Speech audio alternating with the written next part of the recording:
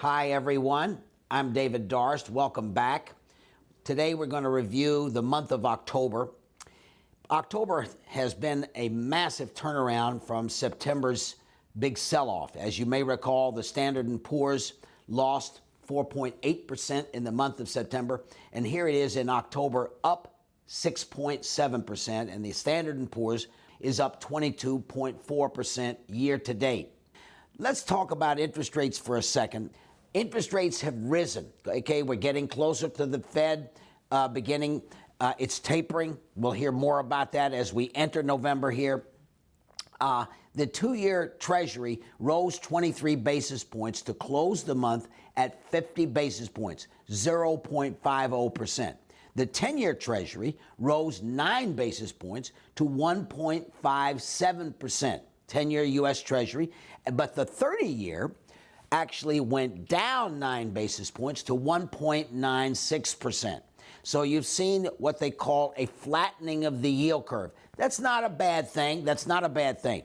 Now, the banks have had a tremendous year thus far, what we call the bodyguards of the market. That's the banks, that's the Russell 2000 of small and mid-cap stocks, and of course, it's the transportation stocks, airlines, railroads, trucking companies, package delivery companies, UPS, Federal Express.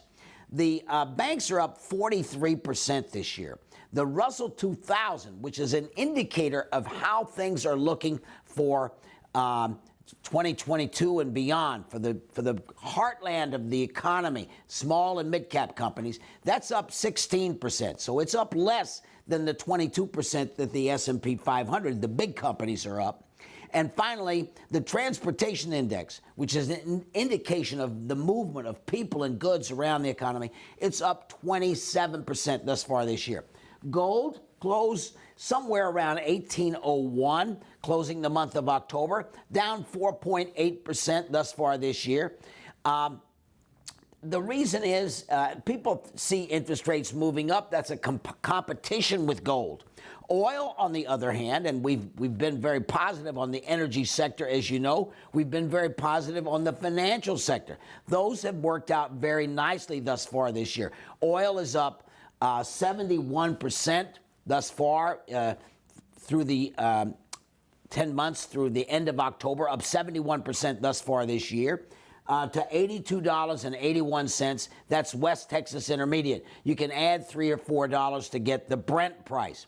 China, it's not been such a happy year for them. As you know, they've had this Evergrande, the real estate situation, not only Evergrande, but certain other of the property companies that have a large amount of leverage and borrowing. They've had difficulty there. China down 1.3% year to date. Europe up 19%. Japan up 5%. They had a change of government. As you know, it's our opinion that Japan is a relatively cheap and inexpensive market globally. The dollar up 3.4%. So that's our market recap of the month of October. Let's get into the reasons. Why on earth did the market turn around like this and go from that big sell-off in September? There were four major questions hanging over investors in September, and two of them got much more clarified. We got much more visibility on the situation there. Those four things were Washington, okay? Were they going to raise taxes? How big was this infrastructure, the hard asset infrastructure and the social infrastructure? How big were they going to be? Well, during the month of October, that big package of tax increases and spending increases has been whittled down. We still don't know the final on this, and it's going to take some more days or even weeks to figure out what is the final outlook. But the markets really investors really liked the fact that this was basically slimmed down. The second thing, and this has been the big driver by far of these four issues, and that's profits. Not only the reported profits, you've had not only the banks, you've had healthcare companies, you've had a lot of industrial companies. Some of the big tech companies have come out with very, very strong profits and strong outlook. Yes, they've commented on supply chain bottlenecks. Yes, they've commented on the difficulty of finding and hiring labor. Okay. Yes, they've commented on inflation. Not only the prices they pay for their inputs, but are they able to get their customers to pay the higher prices that they want to charge? By and large, investors have been very, very positively reacting to the way these companies have been describing the outlook for the rest of this year and for 2022. The final two issues are interest rates and the Federal Reserve. Is the Fed going to, when are they going to raise interest rates? Yes, we know they're going to start tapering. That means they're going to slow down the amount of bond purchases, okay? But when are they going to start raising interest rates? Right now, Fed Fund futures market, you can look at that, and that gives you an indication of what the market thinks, that there will be now 2 interest rate increases. So look, we have said it's not so much the level, it's the speed at which the interest rates are rising. And this month has been a relatively salubrious month. That means healthy. It's been a healthy month. Rates have been able to rise a little bit, but it hasn't shocked the market. I would say, as long as we're on the Federal Reserve, Chairman Powell right now is a question. Will he be reappointed or not? Okay. Betting markets are thinking that maybe there's a chance, 20%, 25% chance that Lyle Brainerd, she's a vice chair of the Fed right now. Would she be appointed chair by the administration? We will get more clarity on this when President Biden left for the trip to Italy and to Scotland and so forth to go to Europe for these various meetings. He had not yet made a choice, and he'll be gone for about 8 days, I think, 7, 8 days in the early part of November. So that's a relatively late reappointment or non-reappointment, a decision on the Fed chair. But I think this is important because it could influence markets. The last one, of course, is inflation. And this is affecting interest rates, of course. Inflation, our feeling has been that it was going to be more elevated and for a longer period of time than people initially thought. That is, this whole concept of transitory. Is that inflation going to go away? Our feeling has been that it would stay higher for longer, but that it would eventually begin to go down. So that's where we are on the inflation. Now, let's turn to the outlook. The outlook is you've got these building blocks. We felt constructive about equities. We've been constructive about equities because of the 5 building blocks. Number 1 has been monetary support, okay? It's being reduced gradually, okay? But it's still positive. Secondly is the fiscal stimulus.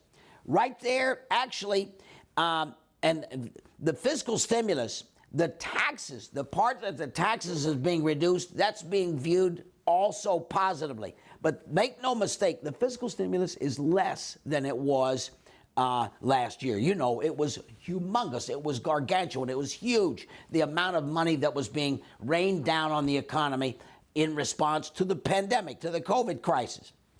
The third building block is the economy. Is the economy growing? Yes, it is growing, but make no mistake, the super fast rebound, the super fast rate of rebound has slowed down. We had just this week a first estimate of the GDP for the third quarter, 2% annualized, okay? Second quarter was 6.7%. So a big slowdown. Why? Delta variant of the COVID, okay? Bottlenecks, okay? Those are the main reasons, and you have had not been able to get the labor supply to expand, and some of it was a drawdown in inventory. So this is the essence. We're going to see slowing rate of growth. Many people are using a 4% number for next year. I'm comfortable with that for right now, a 4% number for next year.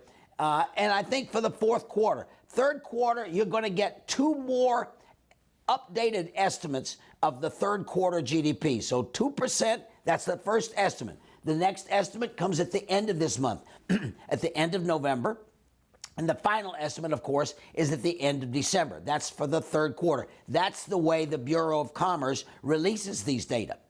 The last one, so you got monetary, you got fiscal, you got economic, okay? You've got corporate profits, and there the profits have been very, very good, but they, like the economy, are going to be slowing down. Vaccinations, the COVID, if COVID, that's one of the building blocks. If COVID can be continue to be managed. We saw a uptick this past month, again back up in the United Kingdom, which has somehow been somewhat of a leading indicator of the way the COVID rates of infection, okay, the rates of hospitalization, and the rates of mortality were going to unfold.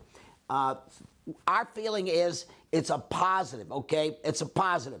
The last one is, again, huge. This is the most important, is the liquidity that's there on corporations' balance sheets, on individual, the household sector's balance sheet.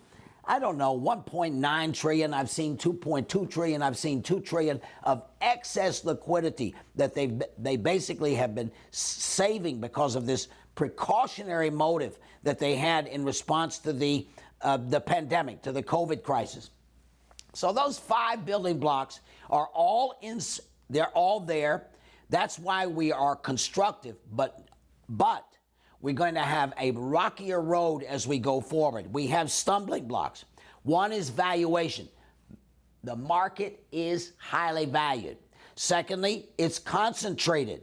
A lot, the value line index, this is an arithmetic index of 1,700 companies. The value line index has been flat, even as the Standard & Poor's has been making, and the Dow Jones, these brand new highs, 57, 58 new highs so far this year as we ended October, and 38 or 39 of them for the Dow Jones.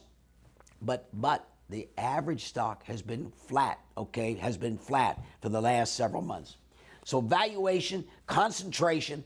Second, the final two stumbling blocks, one is leverage and speculation. It could be in options, okay? It could be in some of these stocks that the earnings and revenue forecasts are way out to 2030. I'm not going to mention these. Some of them are in batteries. Some of them are in electric vehicles, okay? You have very high valuation and a lot of speculation in the options on these. And the options are often short-dated options, which means that it's essentially a speculation. This is not our philosophy. Our philosophy is investment, it's compounding, it's asset allocation, it's rebalancing, and finally, it's risk management. And the last stumbling block, I'm going to put Washington as a potential stumbling block. If we get surprised, we don't know the answer on the taxation. Okay, we don't know the answer on the spending yet. We've got ideas, and it's less than it was. But if we get surprised negatively there, or if you got Washington is also the headquarters of the Federal Reserve, it could also be something to do with interest rates spiking or the Fed surprising people. And a final stumbling block would be the geopolitical situation. We have the Iran nuclear negotiations are supposed to begin again now, recommence in the month of November. That might mean more oil coming back onto the market. We'll see how that plays out. Let me turn now to the final part of today's conversation, and that is portfolio positioning. We are positive, we are constructive right now, but it's going to be a much choppier, more volatile outlook as we go forward. This is not the total green light, super highway with no traffic and you can drive very fast. No, we got traffic there, got to have both hands on the steering wheel and pay attention. Secondly is you're going to want to have certain hedges. You're going to want to have certain hedges. And that is, it could be cash. Some people are going to be using private equity. They're going to be using other kinds of assets to offset and rebalance the volatility that's there. So more volatility, we're positive, use some hedges, have a little bit of cash that you can put to work on any correction, because we are constructive over the intermediate term. Thank you for listening. Good luck, and we'll see you soon.